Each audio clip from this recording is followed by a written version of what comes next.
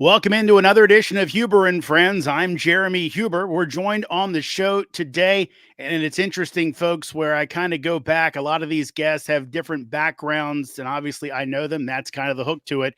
And some folks I grew up listening to, some folks I saw them come into the business. That's our guest today. It's Odyssey and BetQL media host Nick Ashooh. Nick, thank you so much for joining Huber and Friends.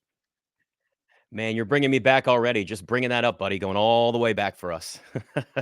Well, that's where we start all these, Nick. How did we meet? So I guess we'd have to go back to Triple X ESPN Radio way back in the day. And you were doing updates there. And I was an intern. I might have been at that point. I might have been like a part-timer that had already graduated from interning that was still in school. Somewhere along those lines, if it's exactly where that timeline is. And got to know each other there. And then I graduated and got into the business and actually stayed with that same company, Red Zebra Broadcasting. RIP, maybe. No, maybe not. Well, maybe I don't know if you really feel that way about it, but that's maybe part of the conversation. But then I remember you reaching out to me and saying, "Hey, I'm over at SiriusXM. I think we could use somebody like you. You want to talk to them and maybe come over and do some updates and be an anchor." And I did, and it was great. And then we just kept going from there, running to each other in random places. And it's funny. This is a business that's just like so incestual and so like cyclical. Would that be the word? That's probably the word there. It's just like, yeah, there you go. You got a picture of us there. And you know what's funny? That picture right there is exactly what I was thinking of when I thought of like running into each other at random times. That was the Caps parade, not Nats. It was Caps. Yep, that was the Caps. And ran into there. You're out there covering it. We're all out there, and it's like, it's just, man, it's just weird how like this stuff can go full circle with people all the time. I wish I was covering it that day. I was actually there as a fan. We ended up ended up leading some folks the wrong way. We almost got crushed around. We were down around 4th Street, so that wasn't exactly a pleasant memory for that day. But it was good to see you. I saw Grant that day. The other thing I kind of remember about working together is we at Red Zebra Broadcasting at the time, doing games part of the time. And the way I kind of really got to know you, because a lot of times I was bad about interns and I didn't pay as much attention I probably should have.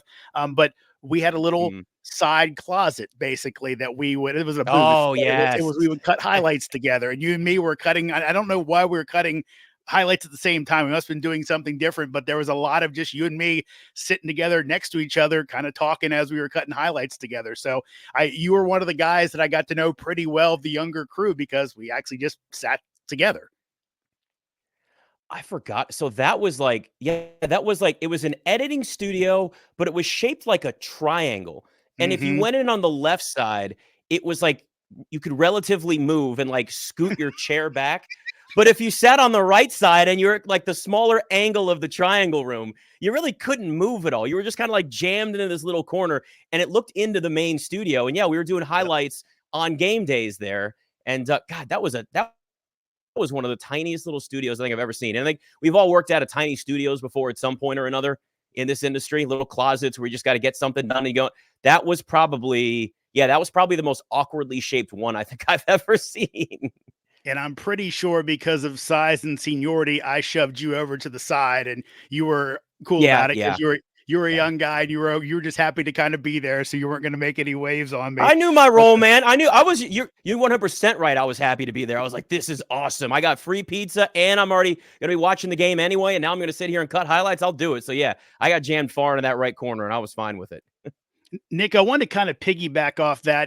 People are seemingly amazed when I do a little research. I don't know why. I think that's kind of part of the job, but I was kind of looking deep on the internet, and I didn't really know your background as much. I kind of knew where you went to school, but you were a guy that struck me early on. Again, everyone teases you about being a good-looking guy, but I said to myself, this kid's a good-looking kid, but he works really hard. He kind of comes in with a team attitude. He's always there, ready to do it. Maybe where you might think another guy might kind of just blow everything off. Like, I'm okay. I'm going to do it my own way.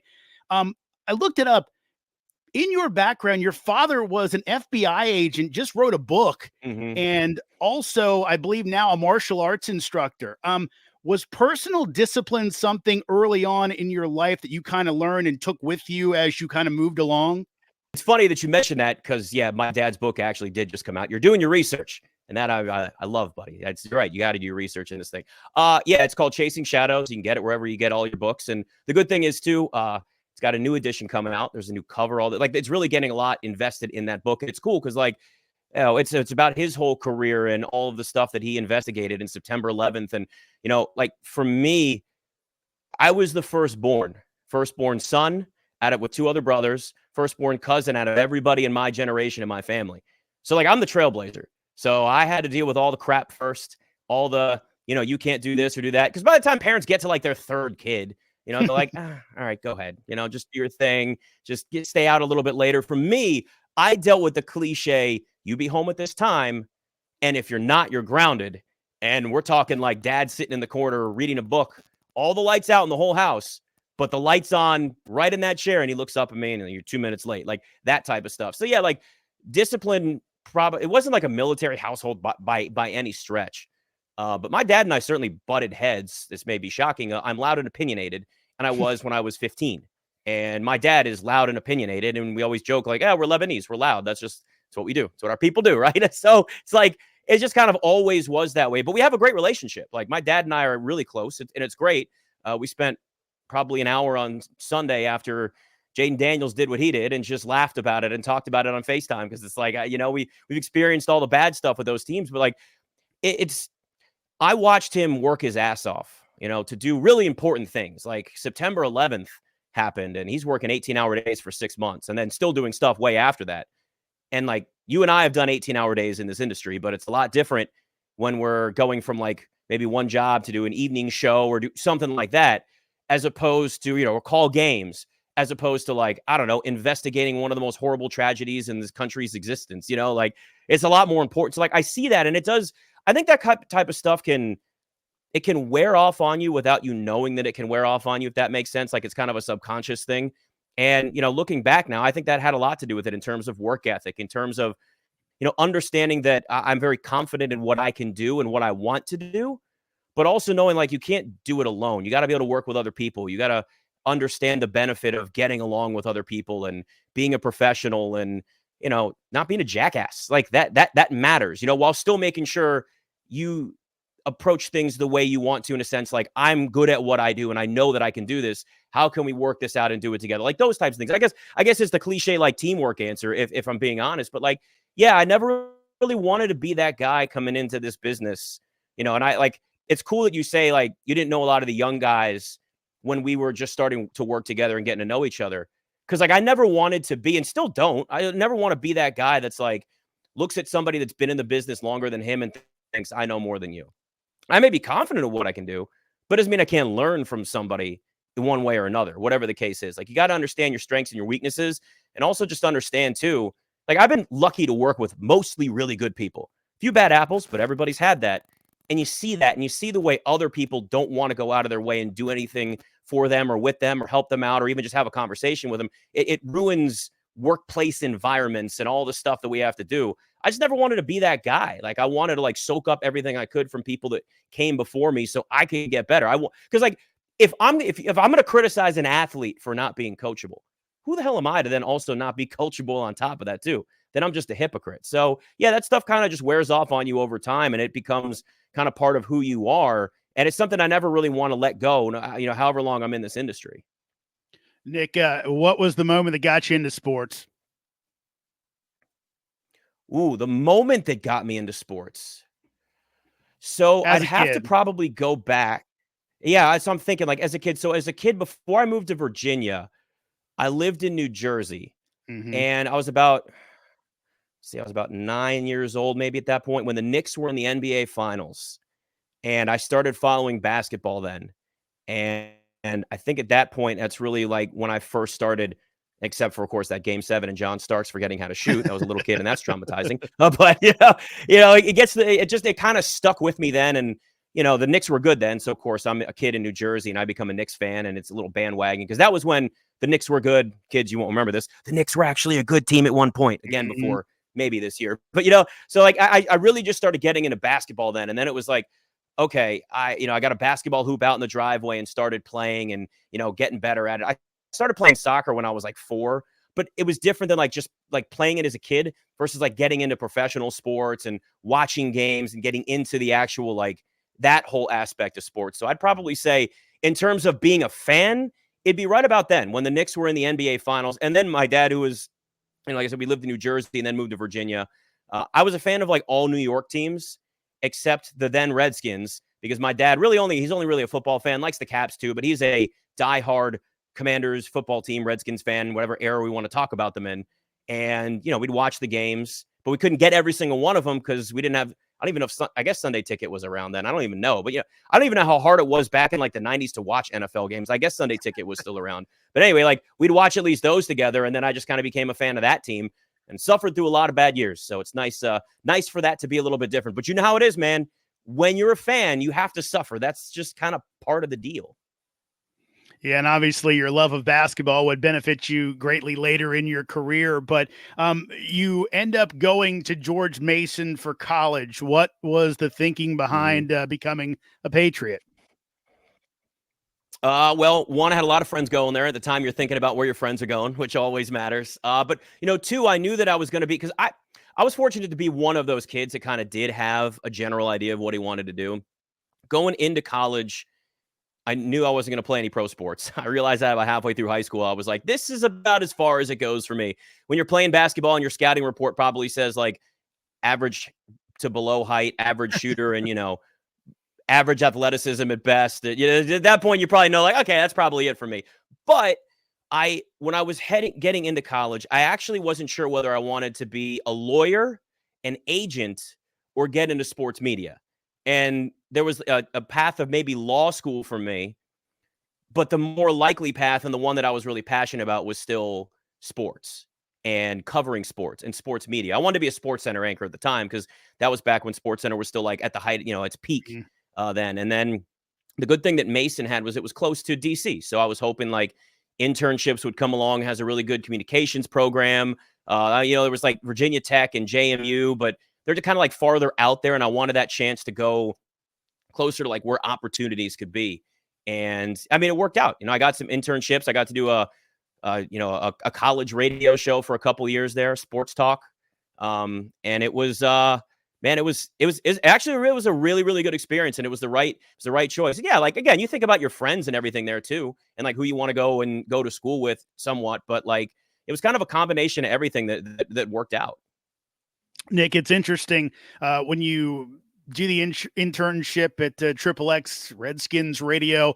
You end up getting hired there, and you're kind of doing some behind the scenes stuff. And I remember this because I think I might have been gone by then, but I remember hearing that after a shakeup, after some folks had gotten laid off, you were doing production. And I remember thinking, I was like, Nick's really good, but he's young to doing that. Production job's usually an old man's game where guys have that deep cigarette voice and they've been doing this for 30 years. Was it interesting for you to kind of jump into a job there? It wasn't, I'm a producer for a show, I'm doing this. You were a guy who kind of is shaping the sound of the station in some respects. Yeah, I definitely did not have the voice like the previous people that had been there certainly had. But it's funny. So I had a choice out of college. Well, it's probably a few months out of college. And it was go to Columbus and produce Kirk Herbstreit's show. I got an offer to actually do that. It was Kirk Herbstreit and Chris Spielman at the time in Columbus, the fan in Columbus. They offered me a job. And I was going to, I accepted it. And then Bruce Gilbert, who was running the station in DC at the time, offered me a job to stay to handle the production and then do like fill in stuff. And there was, other down the road, and we'll do like maybe a Saturday show for you and you go here. So yeah, there he is. There's Bruce. I wonder if he still has that hair. I've not actually seen Bruce in years. That's what I always hate is like when you lose touch with people. There he is. Bruce gave me my start and gave me my second start too, on a national level too. I mean, I owe Bruce so much in my career. But he offered me a job, him and Dennis Glasgow, to stay and to do that. And yeah, the production side of it was like not what I wanted to do, but I had the opportunity to stay at home in a top 10 market out of college. So it was weighing the options for me there. And it was more money, but in a more expensive area. or I'd go to Columbus where I knew nobody, but it was Kirk Herbstreit's radio show with Chris Spielman. It was like, this is pretty awesome. And it was a tough decision for me. And I stayed. And I wanted to stay where it was a bigger market. And, you know, I obviously knew the people and I knew there could be more opportunities, similar to like the George Mason thing, right? Like I've always tried to look a couple of steps ahead as best I can. And we can't predict everything. I think we know that, right? Like it's impossible to, but you try to. And, you know, my thought was, okay, I stay in DC. There's more opportunities directly there that could help me take some steps up and grow and move up from there, while I'm also at a place that has, you know, a lot of people I've already learned from in college. And at the time, you know, ESPN, it became ESPN 980 with the Red Zebra acquisition of it. And it was a Sports Talk 980 before that. And it was a station that's got like, I mean, a rich history. So it was to be a part of something that had like a really great history and a lot of really talented, successful people there. Not that they didn't have that in Columbus where I was too. They clearly did too. But, you know, there was a familiarity that was there too. So it's like you look at like the George Mason decision and you look at the DC decision. It was kind of the same mindset for me of there's a level of familiarity there, but there's also things that can also lead to more down the road and more opportunities just being in a bigger market. Nick, what was the first chance you had to go on the air at Red Zebra / 980 / whatever it was at the time? So it was I had not done updates yet, and they had actually done a contest, I guess, that had still existed. And I don't know if you know the answer to this or not already, or you're just asking me, or it's actually like a true question. But I'll tell you True this, question. and it's the most random. Okay, it's probably the most random situations ever.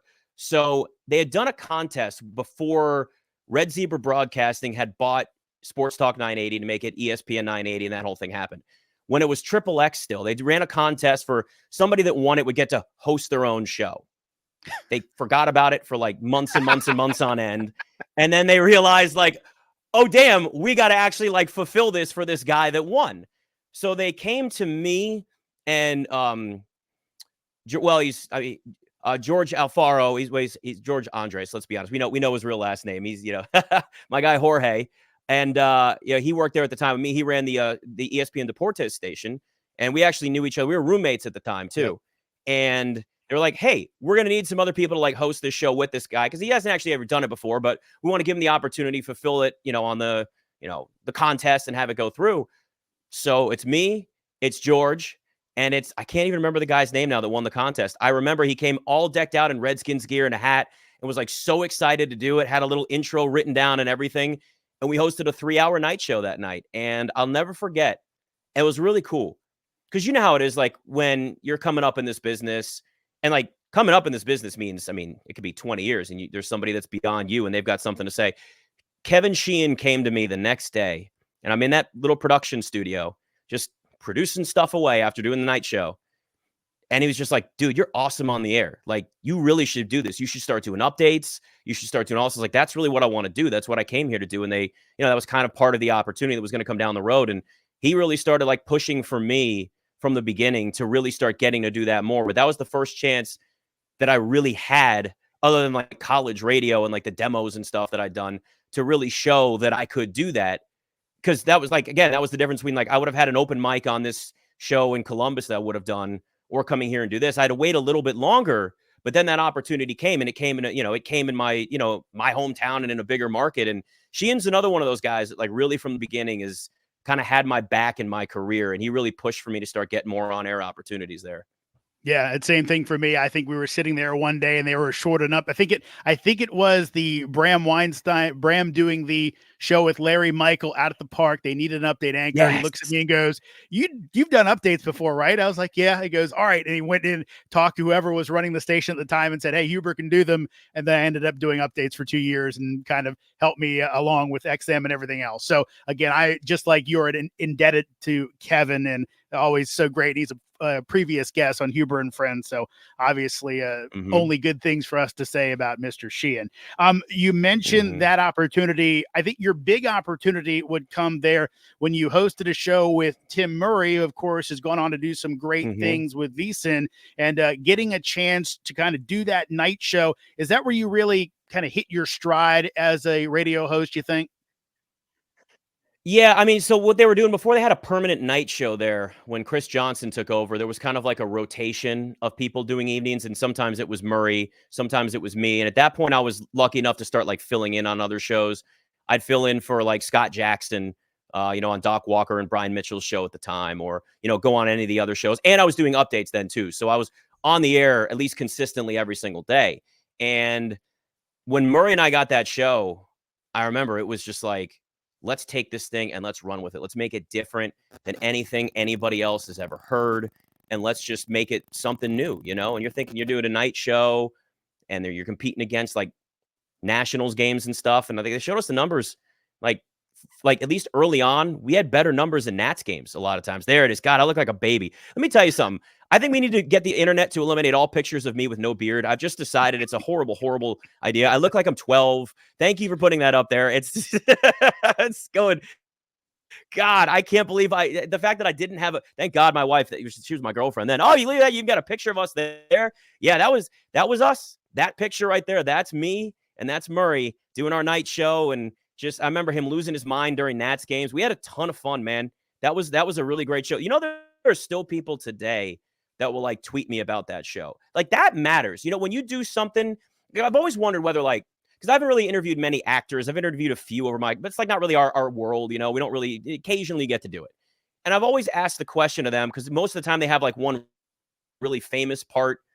And then, there's other parts they play that maybe aren't as big. And I've always wondered, and I've asked in the few times that I've done it, like, does it bother you that people think about one thing more than the rest of the stuff that you've done? And you get different answers for it. To me, the fact that this show, when I was 20 something years old, late 20s, whatever it is, still is thought about by some people today. That's cool because it didn't last that long because the whole station fell apart and they sold everybody and fired everybody. So like it didn't even get that chance to last that long, but it still like sits in people's minds around DC. And that's really like, that means you still at least left a lasting impression. And the funny thing about that too, I was still doing production. I was still doing, so there's commercial production, and then people don't know there's like imaging, which is like the promos, like this is ESPN 980. Like I wasn't doing that voice. That's the great Jim Cutler that does that. But I would produce like the rejoins for shows and show opens, and then I would host the show that night.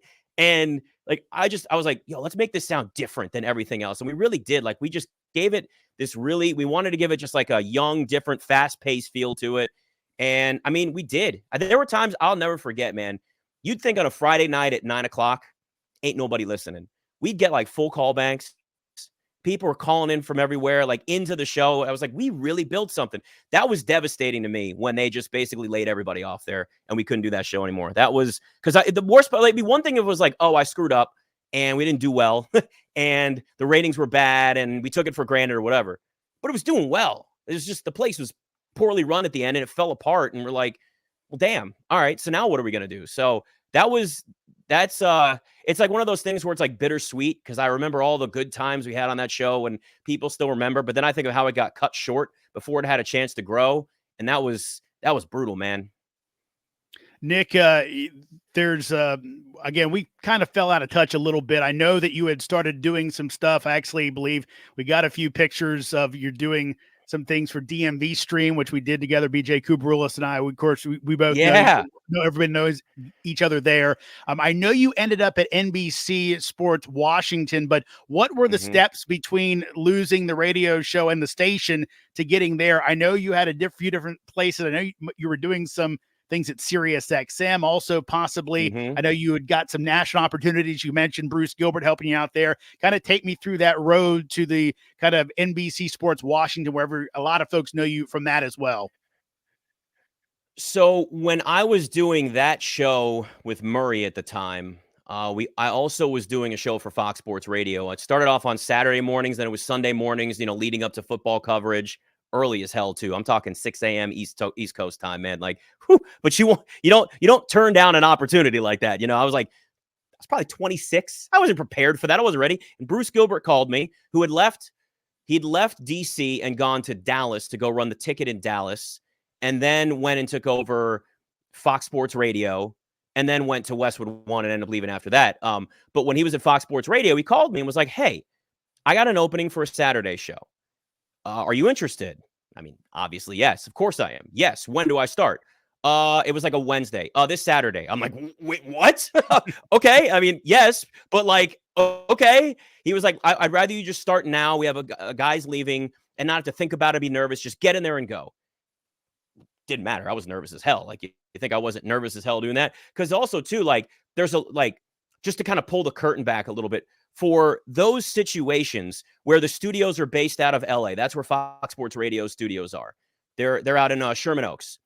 And I'm doing it from DC. So I've got to then go in, talk to one of our engineers, have him set up all the intricate connections you got to do so I can be ready to go by myself in that building on Saturday morning to dial up and like connect to the main control room out in LA to do my show. And I've barely met anybody that I'm working with yet. This was like 3 days to prepare. I'm nervous as hell. And the second show that I did was July 5th. And as you know, that time of year, the slowest time of year in sports, absolutely nothing. So I started off, it was June 28th, and then July 5th was the second show.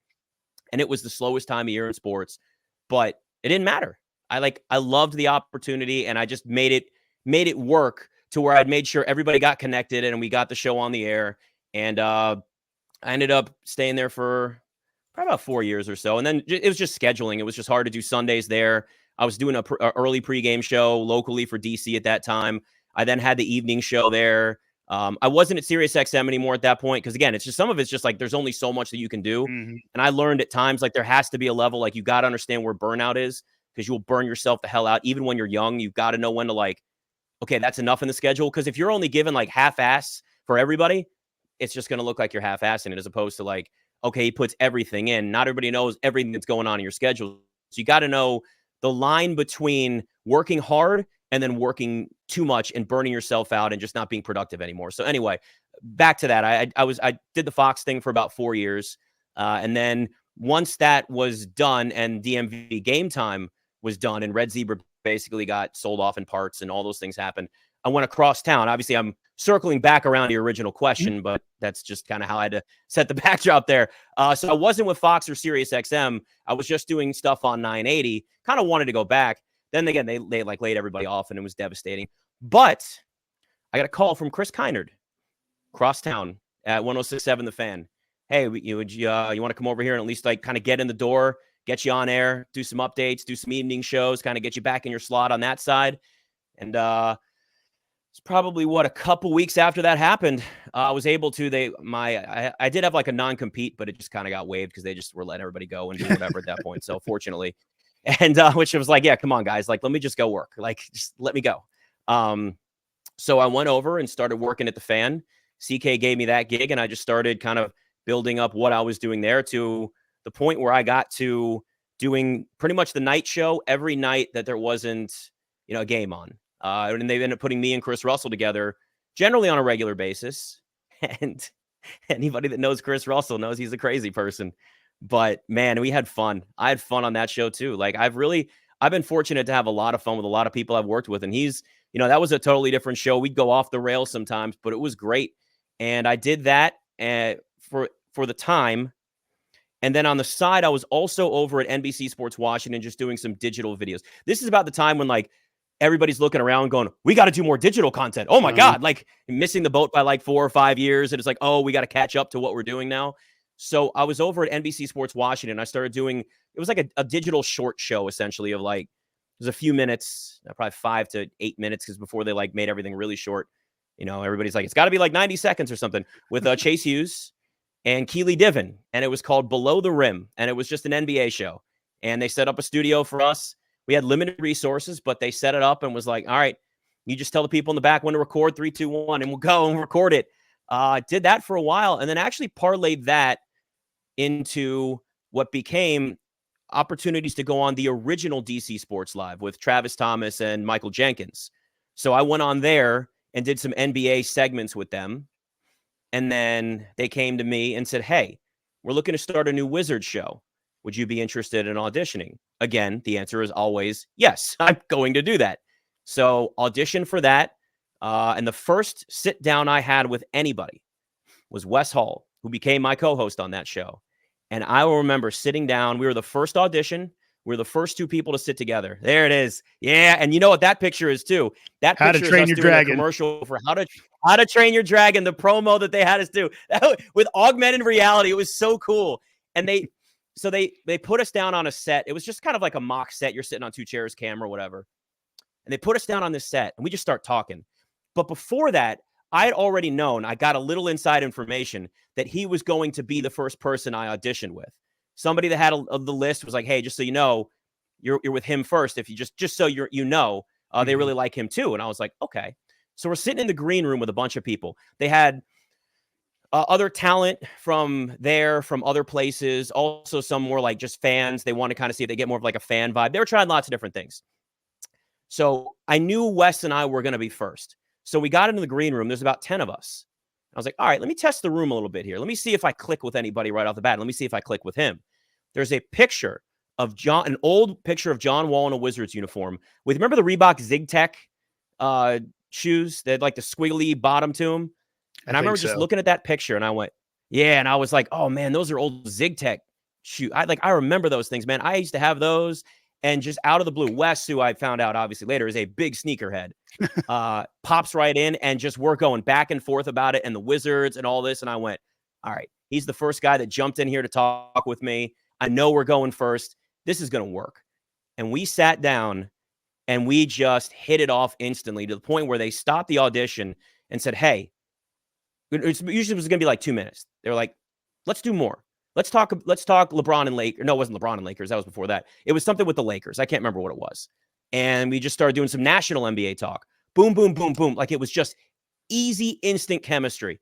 And I was like, if they don't put us together, they're stupid. I found out later that was their goal from the beginning, was to, I guess, pair us together. That's what somebody told me. That was like the initial plan. So I was very happy. And that was a ride. That show was so much fun. And that Wizards show had to be fun because the Wizards lost 50 games that year, my friend. 50 games. And there's a certain point where after every loss, you can only say so much. Now, they weren't owned by the team, but there was a third of it owned by the team. And it was, say what you want to say, have your opinion, but just be mindful of that. It was always kind of like in my ear.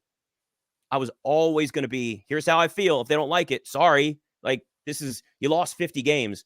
But I at least tried to get creative, to the point where I wore a poop emoji on my head one time to describe how the Wizards played in that game against the Sixers.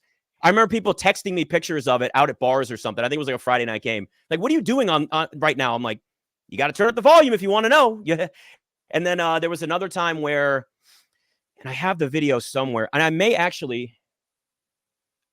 have this still with me. If you give me 5 seconds to run to this closet over here, I may have a good prop for you if you want to see it. Hey man, this is a video. So yeah, I will fill while you go look for this. So go ahead. We have our video element. It's gonna be worth it. This is here. I'm gonna add.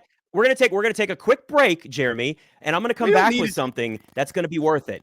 Give me a second. Watch this. Wait. Okay. As we describe this now, as Nick is looking for his prop, just in case I don't feel like doing any more editing. But again, Huber and Friends, that's the show you're listening to or you're watching right now, as Nick Ashooh, our guest, trying to find a great prop from his time on DC, whatever show it was at the time. Go ahead, show me, buddy. I figured you could fill the time. I wasn't worried about you. So I mentioned the poop emoji. Still have it here. Still have it, my friend. I wore this after the Wizards lost to the Sixers and just got their ass beat. And I was like, I got nothing left to say. You have it the wrong way, so it looks like a mountain right now. You need to turn it. Oh, you're right. There you go. That's right. It looked like you had a mountain on the side of your head. There you go. I think my dog wore this one time for a Halloween costume. So actually, no, that wouldn't. Yeah, like later on, yes. But there was another time, because again, I'm telling you, we have to get creative because the team, well, they sucked. Sure. They were losing constantly. So I started talking about like what guys were wearing after the game in their post-game interviews. And Jeff Green one time wore this Gucci sweatshirt. And I was like, man, I bet that thing costs so much money and it's such a waste of money. And they had me guess on the air how much it cost. Something like $2,500, something dumb. And I said, I could make that for $50. And they said, 0% chance you could do that. There you go. I made that damn thing, and this is it right here. It's boarded up. It's on a board here now.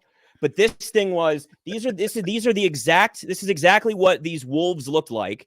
I found iron-on wolves on Etsy or something like that. And then I had this, and then I just wrote the exact thing in Gucci in like this little, whatever that's like a glue pen. I don't know what they are. And I wore it on the air. I have the video somewhere. I have the video somewhere. I I can give saw it it to you while if I you was look. looking. Yeah, it's pretty amazing. Okay. And Nick, I like that you had to just, go you ahead. had to just, I was to say, you just had to get creative with that because there was no other way to do it. And then that show, long story short, I know this is the insanely long answer, but you asked me for a big story, so I gave you a big story. I got to the point where, we did that show. They really liked it. The new management that was there at NBC Sports Washington, Damon Phillips and Matt Volk, guys also I owe a lot to for my career, decided to kind of revamp some things and redo DC Sports Live. Jenks had moved on at that time to do the Daily Line, which was the first ever national sports betting show. And then I got to the point where I was right there, me, Wes, and then they did auditions. And Alexa at the time was Alexa Shaw. Now she's Landistoy. She's married. She auditioned with us, and we said right away, man, she's perfect. She's one of the only people that came in and knew how to pronounce my last name right away too. It was like, you don't know, you're not prepared. She was prepared. So they redid it. They built that set for us, and it was great. And then the pandemic came, and they shut everything down. And then everything shut down and everything changed. And now we're all doing stuff remotely. Not as much. I mean, obviously we're back in studio some, but yeah, what it does though, like all of that and that whole story has always been an example to me of like, you don't know what the opportunity in front of you is going to give you later. You can try and plan, you can think steps ahead, but you also don't know what that's going to turn into. That comes completely around the corner. And DC Sports Live, that came completely around the corner for me because I didn't know that like Jenks and Travis, they were splitting that up. And Travis was then went to do Wizards Outsiders. He did NBA coverage. And then I did that. And it was like, oh, this kind of came out of nowhere. So, you take the opportunities when they're there, and it's not always perfect. It's not always great. Sometimes it's a grind, but it leads to a lot of really, really good stuff if you just keep going. Nick, I want to follow up on that. Maggie Gray, who guested on a bunch of your shows on BetQL, national radio host. I used to work with her back in the day at Westwood One. She was on the show a few weeks back, and I asked her about her time at SI Now, where she was there for a long time, and she kind of said that it was one of the first real those streaming type shows, and it kind of at least got I thought from her in her answer that, there was a lot of freedom to kind of do a lot of different things and maybe grow in that way where it wasn't we're in a box, we're going to do it this way that maybe TV was and maybe still is. How important was it for you to kind of do those things in the earlier days of streaming where nobody really knew, so you could kind of throw a lot of things out there and see what worked and what didn't? There's nothing that I like more than trying something and throwing it at the wall and seeing what sticks. Why not? As long as you have the freedom to do it, right? You don't want to be in a spot where it's like, okay, let's try this, but if it doesn't work, everybody's fired. Well, then, okay, then why are we going to take risks? Like, you're not even giving us an opportunity to do that. So yeah, that was when I really got to do a lot more in terms of the digital space, was when I first started doing those below the rim shows, those digital NBA shows over at NBC Sports Washington. Then I did some writing for them too and worked with Troy Macker, who does awesome work still in that space over at where is he? He's at Bet Rivers now, actually. He does content for them. And like, it's funny, I actually just ran into him recently, just out of the blue. And we just like sat and hung out forever. I was like, this is so random. But like, again, another example, you never know who you're going to run into. Don't burn bridges. But, to do all of that type of stuff early on, because it was the Wild West. And I'd argue it still kind of is. More the betting space is certainly a Wild West in a lot of ways in terms of content. But from just the digital video space back then was, let's see what works, what doesn't. We didn't know a lot of trends, how long people are watching, how long videos should be, what they should look like. Instagram was different. Twitter was fun then, and it's like this video should look this way. There was none of that. It was just put it out there. And again, there still is some of that then, but getting the opportunity to kind of see it from a slightly different angle, because TV was much more, right? TV was much more structured, scripted. It still can be. Luckily, those shows that I was doing there was much more like take the sports talk radio aspect and put it in a TV form, right? Free flowing conversation. I've never really done a show that involved a teleprompter. I've used a teleprompter, but like never like a teleprompter type like highlight show. I never did that because I started off in radio, not TV or Sports Center or anything like that. And honestly, like that's always what I've wanted to do. I never really wanted to just do like highlights and stuff. And, now it's obviously you don't see as much of that just because we know how everybody gets all their stuff. But to get in there and kind of try some of that stuff out early was just, why not? It was just a fun experience to at least see where we're going. And I remember when NBC really started not cracking down, but like having a strategy for more digital video and what it was going to look like. And that's when everything not changed, but it was like there was more of like specific, okay, we need to do this way, we need to do it that way. So it was a short-lived time of just like, let's just do anything. But it's, you know, it's always going to be that way. And I think because of social media's ever evolving look and what platform people like now and later and whatever it is, it's still always going to evolve. So like the key is just try and be interesting, try and see where the trends are, and also work with really smart people that understand the metrics that I don't understand. And I say, what works, tell me, and I'll do it that way too, you know?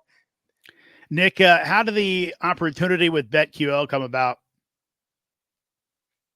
So that was actually, I mentioned Matt Volk, who was basically like the second in charge at NBC Sports Washington. So in the middle of the pandemic, when everything shut down, they shut down our studios. We were home for, I want to say 9-10 months, something along those lines. And I got back in the studio to finally start doing Caps post-game shows and pre-game shows. Not really my world, but they were like, hey, we really want like a personality on this. And, you know, we're only doing basic pre and post-game shows, Wizards and Caps. That's it. Kind of thought I'd be going back to Wizards, but, you know, I understood why they wanted to put me there. A lot of Caps fans didn't go back to basketball. Fine, whatever. Kiss my ass. I don't care. But, you know, it's like, guess what? You want us to talk about your sport? Then you don't like how we talk about your sport. It happens nationally too. We've all learned that. But, you know, so I was doing those Caps pre and post game shows, working with Alan May, who just knows more hockey than I think anybody even realizes. It's unbelievable. Sure. You know, I was doing all of that. And then we got to the point where when you start to see bosses, management that you really trust and whose opinions really matter, and you see as great leaders leaving in a situation to go somewhere else, that tends to be a red flag. Yep. And I started to see top people leaving and going to other positions or other places. And we didn't really know what things were going to look like and how long the pandemic was still going to go on. Like how long restrictions were going to be. We're talking 2021 still at this point. What the hell do we know then? So my contract was actually up then. And, you know, I'm talking to them and there was a lot of just like, we're going to kind of keep doing what we're doing here. And at that point, you kind of knew a sale was coming, kind of knew eventually Monumental was going to buy it. I don't really want to do like team-oriented stuff. Like I love the Wizards. I love the Caps. I want to see them win, and there'd be stuff that I would do if it was just like kind of fun, but I don't want to be in a position where I have to say, hey, we didn't get the result we wanted and they lost, Caps lost 5-1 or the Wizards got beat by 30. And the graphic on the bottom is like 5 players scored at least 10 points. And you're like, okay, great, but you lost by 30. Like I can't do that. I can't overlook that. So I just knew like it wasn't going to be the right situation for me. Matt Volk, who had left and gone over to Entercom, which became Odyssey, was starting up BetQL. And he was like, I told him like, hey, I'm going to kind of be exploring my options. My agent's out there looking for stuff and we're talking to some people. I know what you got going on over there. And I know what your mindset is in terms of the future of our industry. He's at Nesson now. And he just kind of has that, like somebody that understands way more than I could ever understand about the technical side and like the intricacies of digital media and like where the future of our industry is really going. And he was like, I'm starting this up. Would you be interested? And I said, yes. And went through some conversations. There was a couple other places that were interested that did make some offers, which was cool. Another sports betting entity as well. But this was the situation that I wanted to go to because I really wanted to work with him because I really believed in, like his vision and sort of his belief in where things were going to go and kind of what they wanted to do. It wasn't just going to be radio. It's going to be digital media and like all this, all that kind of stuff, multimedia, multi-platform kind of put together. So I went there, was there for, initially just kind of going on all different shows, writing, doing kind of a little bit of everything there because it wasn't really like full-time shows. There were some full-time shows, but it wasn't all the way there. And then they were like, hey, do you want to do the night show? And I went, oh, maybe, but that's kind of late. I kind of don't want to do the night anymore. But I was like, yeah, let's do it. Let me get on there. I'll do that. And then I did it for a couple years. And, it burns you out doing a 4-hour show till 11 o'clock at night. It does. And I've done nights for years already in TV. And it's a little different, obviously, in TV. It's a little bit more prime time, but this was a national show. So you want to take the opportunity to have another national show and then, really kind of just get into a space talking about sports betting that we're all still trying to figure it out a little bit. Like, let's be honest here. There's a level of like what type of content people want, how much they want, how it works, how you present it, how you do it. So it goes back to the digital media at, years and years ago. We're all still figuring it out and collecting information and figuring out what works and what doesn't. And so, yeah, I did that show BetMGM tonight for 2 years. And then I talked to them for a while and said, guys, I could really use not working until 11 o'clock at night. That would be good. We had some tragic stuff happen in my life. My wife and I lost a couple of friends, some really bad situations. And it was just from a personal perspective, it was hard to be working late at night like that and her being home. And it's not, she's been nothing but supportive of my career and the crazy ass hours I've had to work and all that stuff. But there was a certain point where I was like, I didn't really come here to do this anyway. I came here to kind of build the video, digital, social media space, take my TV background and like add that with digital media and like all of like just kind of like do more of that digital type stuff, I guess is the best way to describe it. And this summer, then they finally said, hey, after we talked for a couple months, hey, we can shuffle some things around. We got some other people we could look to fill a couple of other spots on shows. The role we've talked about, are you still interested in that? Do you want to do that? And I was like, yeah, let's do it. I want to change it up. I've got all these ideas. I want to do more of the TV presentation type stuff and digital shows and social media and get a little more creative. And, because I've done lots of the 4-hour shows and it's exhausting, man. Like talking about sports is great, but talking about sports for 4 hours to 11 o'clock at night is a little easier when you're like 26. Yeah. Not when you're, once you start getting into your 30s, man. Yeah, you want to go to bed a little bit earlier. You don't be driving home. It's tough. It's very interesting, and we're going to get into those kind of digital things. And one of the really cool things you've got as we kind of wind the show down, Nick. But it's actually funny. I was in South Carolina for the funeral of one of my good buddies' wives, and I heard your show, and I kind of texted you afterwards. And I kind of got that when you were saying, man, this is like, I like the people I host with, but it is I'm going to say chore, but it is definitely a haul. It's the best way I can put it as an old football player. It's hitting the blocking sled.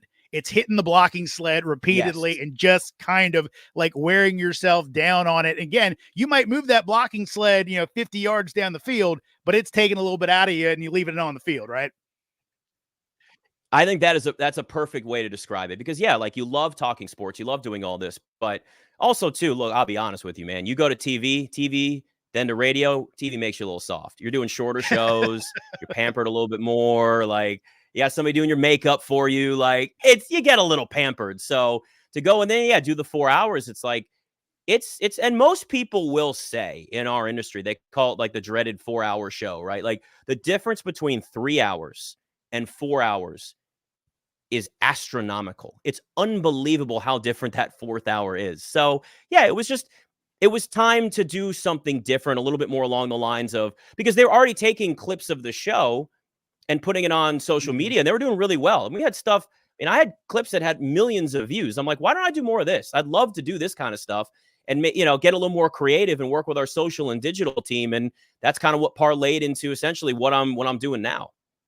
And I've seen your videos, kind of, I believe, short clips of what your thoughts are. But one of the really cool things you're doing is this new show, Game Day Garage. Tell me about it. So Game Day Garage is completely, there you go. It's a brainchild of mine. It's an idea that I've had really just kind of from natural, organic. Hey, I already sit in the garage on Sundays and watch football, and sometimes friends come over. So why don't we turn this into something that's real content? Because one of the things that we wanted to do with me going off of that show and going to the digital space here is doing some unique, original stuff. And I said, I got a unique idea for you. I promise. Just help me give me the chance to do it. And I basically wanted to take the idea of live streams, which we have for games already, a watch party, which people will have, and a reality TV show and put it all together. And it's not an easy undertaking at all. So I actually kind of started my own production LLC on the side. And I actually have my own crew for this. Some people I got together that essentially volunteer because they want to build up. One is his name's Thomas. He's a film grad. And he's really, really good at editing and shooting and like all that stuff that I just don't have the talent for. He helps put so much of this stuff together, and we shoot it every Thursday for Thursday Night Football. This Thursday is Halloween, so I'm telling you now, it's gonna be a wild show. That I promise you. But the goal is to take it live reaction to what's going on there. We've had some wild friends of friends come to this and tell some really ridiculous stories. I think it was episode 4 that had this guy Stick that showed up. He was a cousin of somebody there, and he is one of the craziest human beings I've ever met in my life. Talking about skateboarding with Tony Hawk, knocking Bruce Smith on his ass one time at a restaurant. Like, this guy is nuts. It's one of the great. It was so great that they actually cut up. Our social team cut up a montage of his clips and just put it on social media just because he was that. Like, it's so, like, it can turn into interviews. It can turn into, challenges. We have like food themed for every single event that's there. So it's an event in the neighborhood, friends, family, whoever come. We have people coming from out of town now to come and just hang out and do it. But then we also have cameras and lighting and turned it into actual content. It's a very small, slowly growing thing, but that's the goal, right? You're taking something from a grassroots effort. It's unique. It's different. And you try to just turn it into something a little bit more and see where it goes. Well, you've done a great job with that. Last one for you, Nick. What are the kind of future goals for Nick Ashooh, broadcaster? I will say this. I would love to find a way to take what DC Sports Live was, or DMV Game Time, the two shows that I felt like have always been cut short because of a pandemic or a company going under, and finding a way to take that feel, that energy, what we were doing, and turn it into something again. I don't know what that looks like yet, because our industry is changing so much. We're doing shows versus doing all this social content and everything. It's like you're more on the digital side than just doing a show. I don't know what it looks like yet, but I have ideas in my head, and we're going to see where it goes. So to me, it's always staying in the betting space is part of it. It's a huge part of the future of our industry. But, maybe a little bit more TV, more of this social stuff that I'm building here. Who knows? Maybe just full-time Game Day Garage one day. I'll turn it into a podcast, turn it into a live show, and then you can come on my podcast, Game Day Garage, and we'll do the same thing, Jeremy.